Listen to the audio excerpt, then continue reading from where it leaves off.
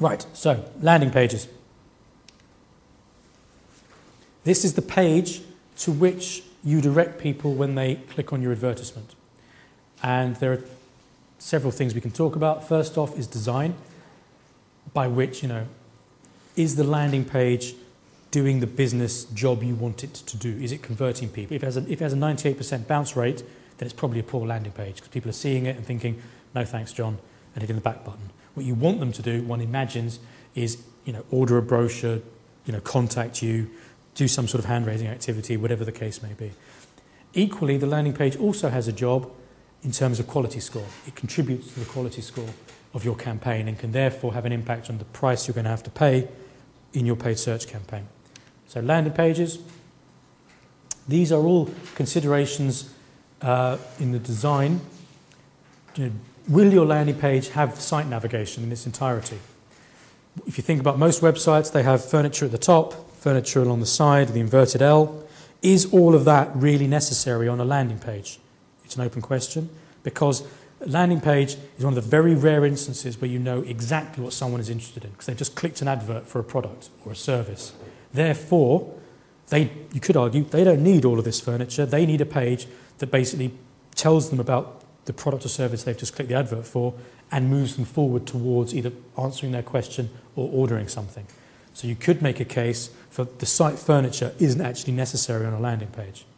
Equally, normally on a landing page there's a call to action. There's some products, features and benefits, and then there's a call us, email us now, order a brochure, whatever the case may be. So you need that to be nice and obvious. You need the content on the page to be well written, so that you're giving your message in a clear, concise way, in the most efficient and effective way possible.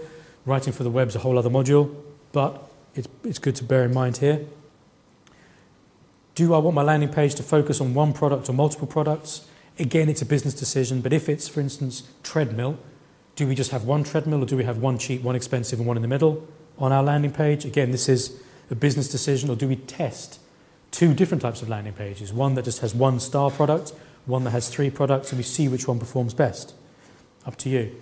And then image size, above the fold, everything as much as possible should appear before someone has to start to scroll. This is more usability, again, another module.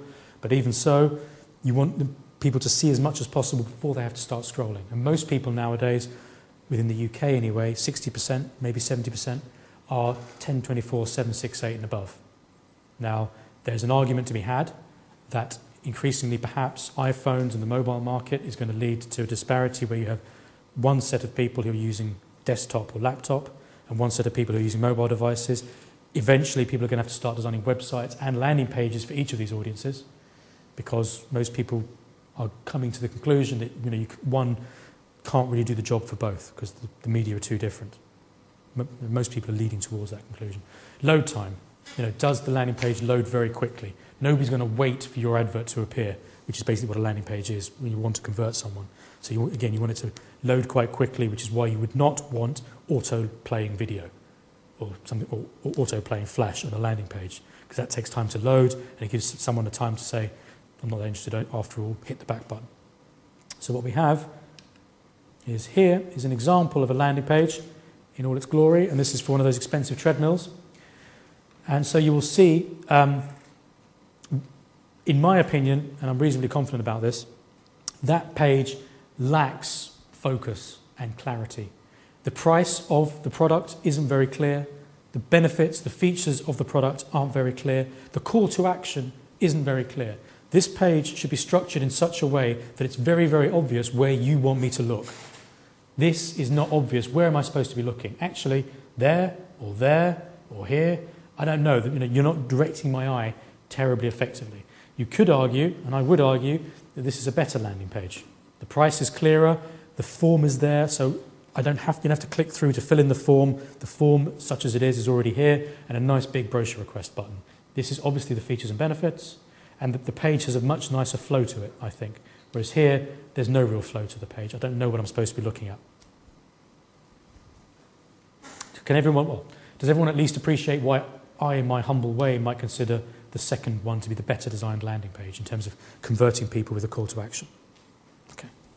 And once again, not to mock them, this was designed by a professional agency. So just because someone charges money for something does not mean they're any good at it, as I'm sure we all know.